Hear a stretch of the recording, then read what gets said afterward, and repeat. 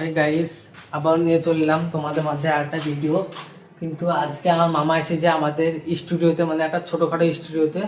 তো আপনাদেরকে আমি আমার মামাকে দেখাবো, মানে আমি যার কাছ থেকে অনেক আগতে এডিট শিখেছি, ভিডিও কাটা, ভিডিও তৈরি করা, ভিডিও স্কিপ করা, কীভাবে আমি এডিট শিখেছি সেই মামাকে আজকে দেখাবো।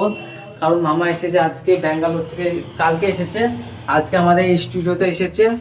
তো আমি আমার মামাকে দেখাবো, মানে 3 বছর পর এসেছে, তার জন্য আপনাদেরকে আমি দেখাবো। তো চলো আমি যাই এখন।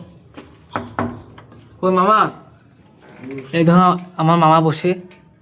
তো মামা কিছু বলার আছে আপনার? তো মামা এখন লজ্জা পাচ্ছে, দেখতে পাচ্ছ। তো গাইস, মামা তোমার কাছে আমি এডিট শিখিনি। তো গাইস আমাকে হাতে ধরে এডিট শিখিয়ে দিয়েছে। তা আমি জীবনে কিছু করতে গেলে মামাকে বসে সাপোর্ট করবো। মামা আর কিছু বলা আছে তোমার? यार मामा को सपोर्ट करवा। ওখানে বসো মামা, বসো। ওখানে উঠছো কেন? তুমি একটা ব্র্যান্ডেড লোক। তো ব্র্যান্ডেড বা কেন হবে না, আমাকে এডিট শিখাইছে, মানে আমি একটা ব্র্যান্ডের, মানে মামা ব্র্যান্ডেড। তো আমার চুলগুলো দেখতে পাচ্ছ, মাল পুরো অটোমেটিক পড়বে, তার জন্য তো না আমি অটোমেটিক আসবে।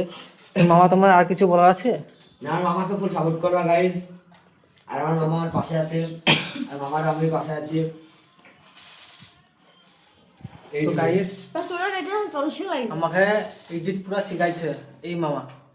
তো মামা এসেছে 3 বছর পরে আছে, তো তার জন্য মামাকে দেখাইলাম। মামা আবার চলে যাবে। মামা আবার কবে যাবে কাজ করতে? মামা কিছুদিন পর চলে যাবো বাবা। তো গাইস মামা বললো কি আবার কিছুদিন পর চলে যাবে, মানে ব্যাঙ্গালোরে কাজ করে, রাজমিস্ত্রির কাজ করে। তো আবার কিছুদিন পর চলে যাবে, তার জন্য তোমাদেরকে বলে দিলাম এই ভিডিওর মাধ্যমে।